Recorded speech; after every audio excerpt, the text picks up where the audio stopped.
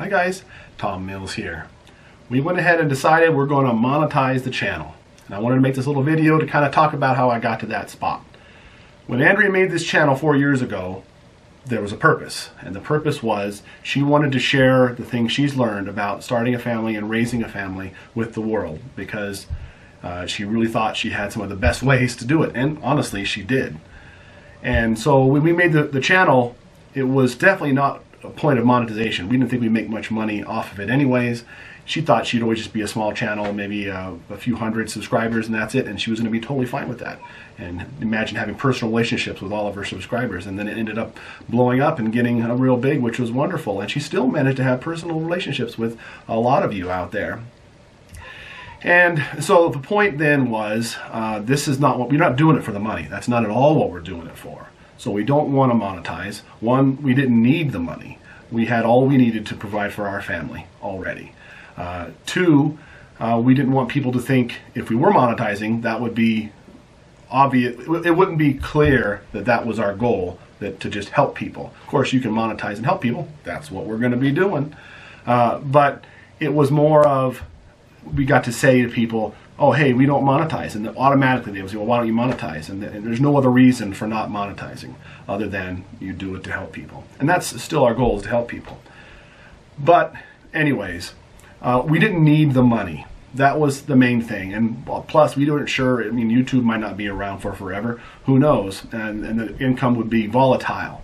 Not the same thing every month, and it could disappear at any moment. And you don't want to come to put trust in something like that and to rely on it, because if it goes away, your whole world gets turned upside down. And that's still, of course, not what I want to do now.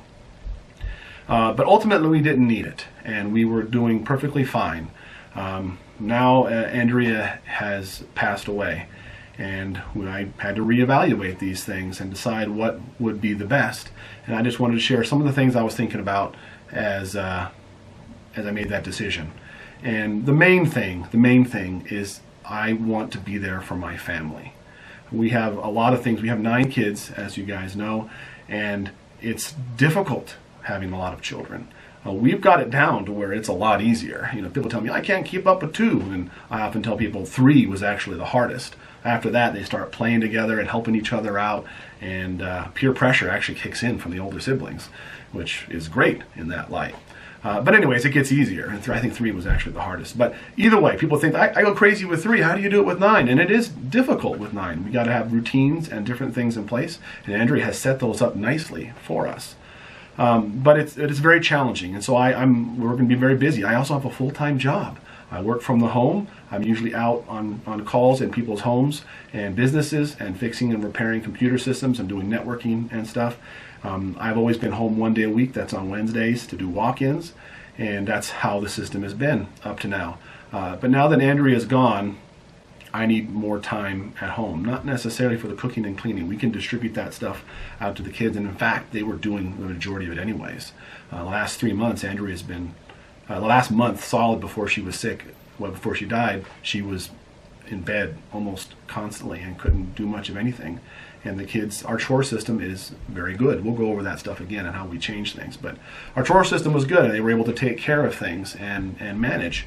So I'm not worried about staying home for that, but I want to be there to raise my kids in addition. I want to show them how to live life and what to do and spend time with them and to love on them and to be with them. And as you guys saw in the last shopping video, we took Asher and Hannah with us to the store, and that was great. And we got to spend some time with them, and I really liked that. We're going to continue to do that. Maybe it'll just be one different kid every month on shopping day, or maybe it'll be some of them, or heck, maybe we'll do all of them. But however it goes, I want to spend time with my kids. That's the most important thing for me. And something really, I'm not going to cry. I told myself I'd be good with it this time, but in the hospital, after she miscarried Cyrus, the nurses came up and asked her, do you want me to put him in a crib? And I remember thinking to myself, from my manly point of view, I guess, that I don't see the point of that. He's dead and he's not there. But Andrea said, well, of course I want him to be in a crib, and I'll punch anybody in the nose who says anything otherwise. And she meant it. When it came to her kids and her family, she was a tiger. She was so nice in dealing with the haters. Sometimes she was a little snarky, and I was always proud of her for that. She did great. And when people were hard on her, she rarely defended herself, or when she did, she tried to do it in a nice way. But if somebody attacked the kids, or in this case it was Cyrus, her claws would come out. And that's what I kept seeing as I'm thinking. And her thinking about this situation, if we were in this situation, what would we do? And the most important thing is our family. The most important thing. And so if I'm the only one here, she would want me to be home 24/7. She would want me to quit my job and be home 24/7. But obviously that can't be done. And even if somehow YouTube took off and I could do that, that was one other thing we talked about, that we never wanted to rely on it, because YouTube could be gone tomorrow with no telling, or they could demonetize all channels. They're actually talking about demonetizing any channel. They're actually going to do that in 4 months. They're going to, any channel that's specifically for kids is not going to be able to be monetized, and that's going to be that's a giant change in YouTube they're making right now. So anything could happen. We're not specifically for kids. We're actually more for families and parents, and can kids watch, but that's not our goal, so I don't think we'll have any effect at all on that, by the way. But anyways, her claws came out for her family, and I know right away that she would say, if I could stay home more with my family, if we monetize, she would say, just do it. Who the heck cares? And it immediately reminded me of a parable in the Bible. And I'm going to share it. So I know not everybody here believes in God or believes in the Bible, and that's fine. People quote Confucius and Gandhi all the time, and there's a lot of wisdom in the Bible, even if you don't believe it, and that's fine. So Jesus gave a parable of the dishonest manager, and I'm just going to share it. Put some pictures on the screen for you. But there was a rich man whose manager was accused of wasting his possessions. So he called him in and asked him, "What is this I hear about you? Give an account of your management, for you cannot be manager any longer." The manager said to himself, "What shall I do now? I'm not strong enough to dig, and I'm ashamed to beg. I know what I'll do, so when I lose my job here, people will welcome me into their houses." So he called in each one of his master's debtors. He asked the first, "How much do you owe my master?" 900 gallons of olive oil, he replied. The manager told him, "Take your bill, sit down quickly, and make it 450. Then he asked the second, "And how much do you owe?" 1,000 bushels of wheat, he replied. He said, "Take your bill and make it 800. The master commended the dishonest manager because he had acted shrewdly. For the people of this world are more shrewd in dealing with their own kind than are the people of the light. I tell you, use worldly wealth to gain friends for yourself, so that it is gone, you will be welcomed into eternal dwellings." And Jesus gave this parable to show that the worldly wealth is fleeting. It doesn't matter at all. And in this story, the manager was dishonest, but he was still manager. He had to give an account. He had to add it all up and give him the totals. And so during that time, he took the last bit to cut everybody's bills down, so that when he was done, everybody would think he was the greatest man ever.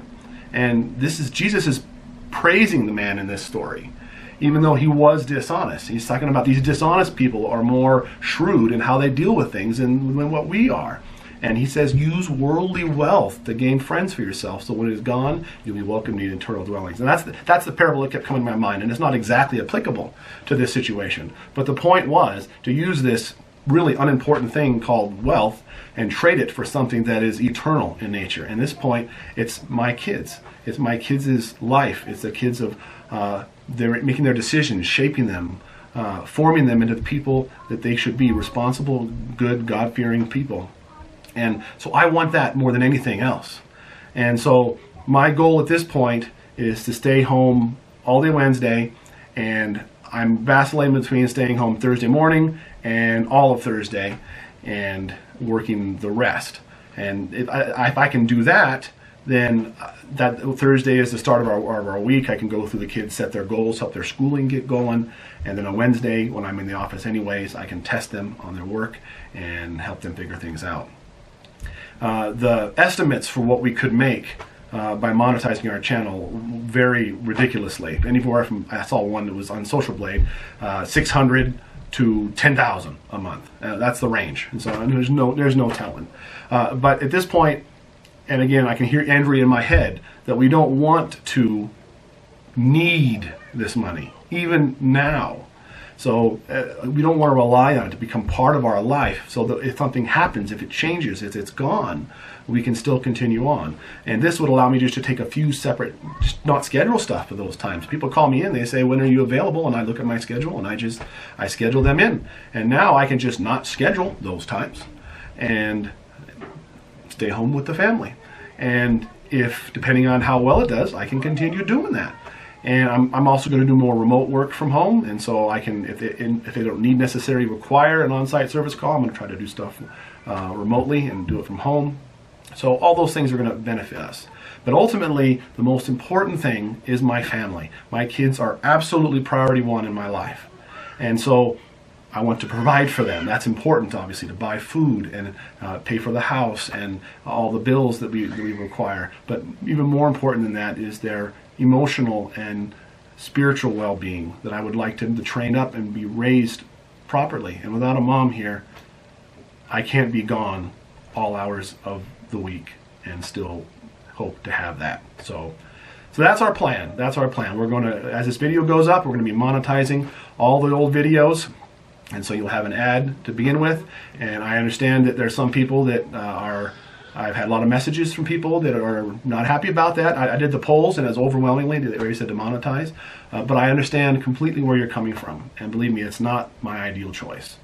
My ideal choice is for my wife to be alive, and none of this to have happened. But here we are. And I keep thinking, you heard that joke, where there's a big flood and the water's rising up the house and the guy's on top of his roof, and the guy comes by with a car, it's an SUV or something, and when it's just starting, and he says, get in. He says, no, I'm waiting for God to save me, and then the water's getting a little higher, and the guy comes by on a boat, and he says, get in, I'll save you. He says, no, I'm waiting for God to save me. And then he's on the very top, right by the chimney, and the water's about to come all the way up, and a helicopter comes by and says, get in. He says, no, I'm waiting for God to save me. And he ends up drowning, and he goes to heaven and he asks God, hey, what happened? And he says, well, God says, well, I sent you a SUV and a boat and a helicopter. And so I think about that now. Is that what God's given us this for? I already know beyond a shadow of a doubt that some of these videos that Andrea made are for me. They're for our kids. That's what they're for. And I'm super glad that it can be a blessing to the whole world, and we've touched so many people. I have a support system. I've had nonstop messages and gifts and comfort from all kinds of people all over the world who I've never met. And it would be immensely harder if I didn't have those people just checking in on me every now and then, because honestly, the loneliness is crushing sometimes. But anyways, I'm glad that we can bless everybody, and we want to continue to bless everybody. It's a ministry. We want to help everybody. But I know she made this channel also for us. We're going to be able to show our kids as they grow up who their mommy was and the things that they believed. And I imagine someday when they're all grown up and married and I'm home alone, I don't know if that'll ever happen. I'll probably have grandkids, but they'll want to know how to sew. And it's funny, I was thinking about maybe I should learn to sew. There's so many things I would like to sew. I want to figure out how to sew stuff on the girls' clothes, because they're a cluster to figure out what's going where, but little markers or something. Anyways, maybe I could watch her sewing video. Apparently she did a great how to sew tutorial. And maybe the grandkids and the sister or the daughter-in-laws, well, that's weird to say, or the son-in-laws will want to learn how to sew. Probably not the son-in-laws, maybe they will. Anyways, all those things are going to be there, and I imagine I'm watching them and learning from her forever. And so those videos are there for our provision, not just emotionally and spiritually, but here monetarily. And we'll try it out. If it doesn't work out, we'll take the monetization back off.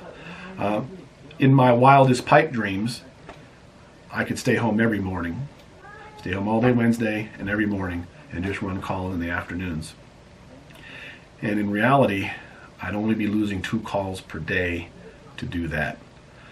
So if that worked out, I'd be able to take care of all the schooling. I'd be able to take care of everything. and that would be awesome. But who knows? Who knows what the future holds? But this is what we're going to do, and I hope you'll still support us and check it out.